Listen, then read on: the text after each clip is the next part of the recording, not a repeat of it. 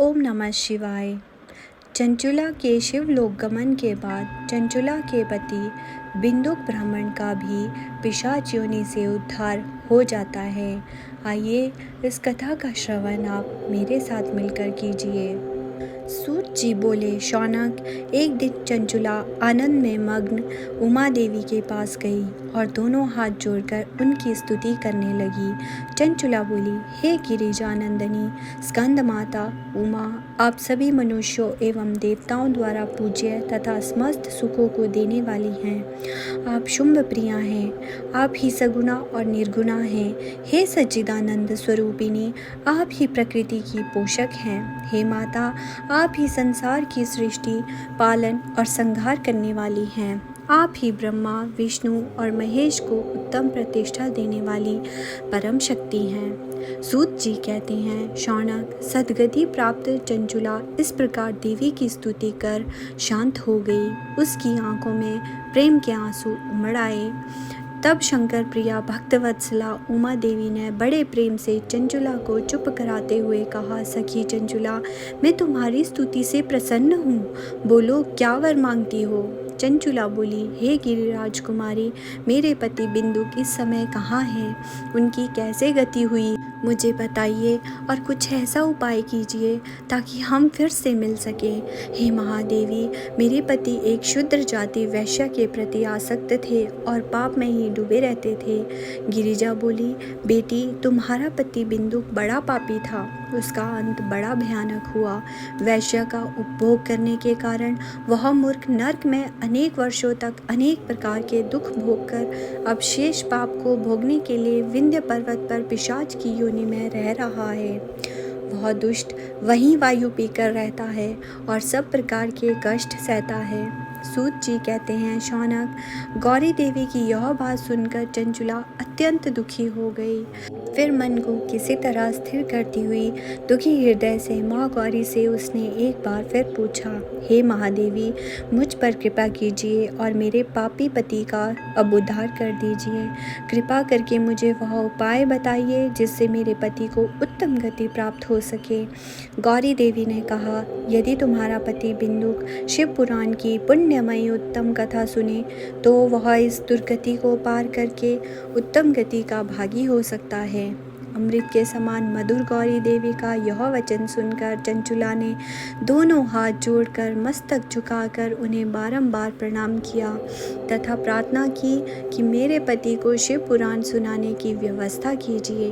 ब्राह्मण पत्नी चंचुला के बार बार प्रार्थना करने पर शिव प्रिया गौरी ने भगवान शिव की महिमा का गान करने वाले गंधर्व राज तुम्बुरों को बुलाकर कहा, तुम्बुरो, तुम्हारी भगवान शिव में प्रीति है, तुम मेरे मन की सभी बातें जानकर मेरे कार्यों को सिद्ध करते हो। तुम मेरी इस सखी के साथ विंध्य पर्वत पर जाओ, वहाँ एक महाघोर और भयंकर पिशाच रहता है।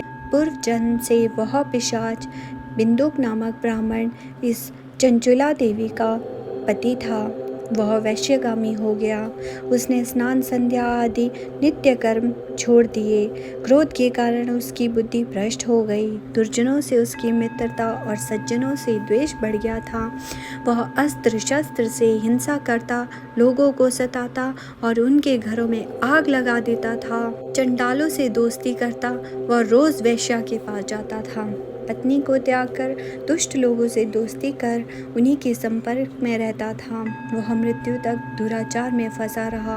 मृत्यु के बाद उसे पापियों के भोग स्थान यमपुर ले जाया गया। वहाँ घोर नरकों को सहकर इस समय वह विंध्य पर्वत पर पिशाच बनकर रह रहा है और पापों का फल भोग रहा है। तुम उसके सामने परम पुण्यमयी पापों का नाश करने वाली शिव पुराण की दिव्य कथा का प्रवचन करो। इस कथा को सुनने से उसका हृदय सभी पापों से मुक्त होकर शुद्ध हो जाएगा और वह प्रेत योनि से मुक्त हो जाएगा।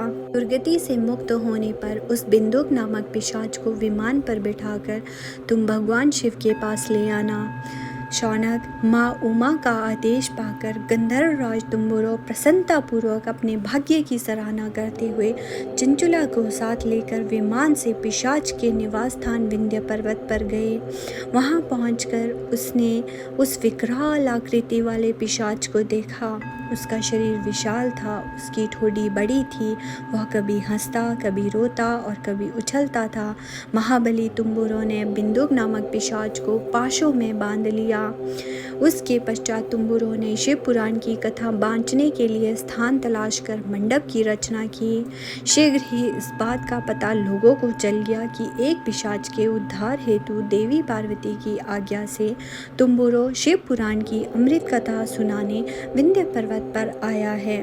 उस कथा को सुनने के लोभ से बहुत से देवर्षि वहां पहुंच गए। सभी को आदरपूर्वक स्थान दिया गया। पिशाच बिंदु को पाशों में बांधकर आसन पर बिठाया गया और जब तुम्बुरो ने परम उत्तम शिव पुराण की अमृत कथा का गान शुरू किया, उसने पहली विद्वेश्वर संहिता से लेकर 7वीं वायु संहिता तक शिव पुराण की कथा का स्पष्ट वर्णन किया।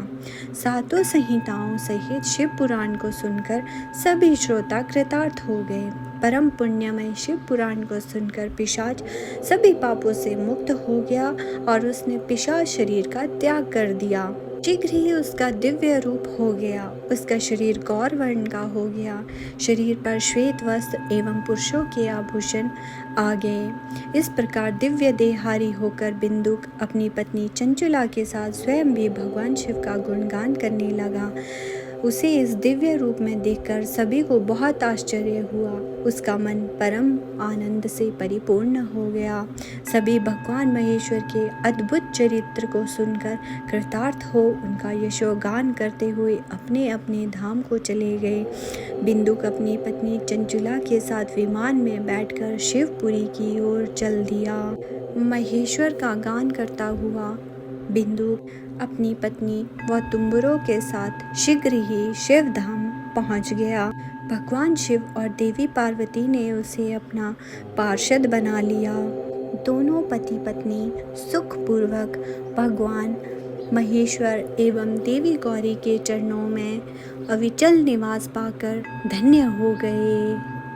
ओम नमः शिवाय।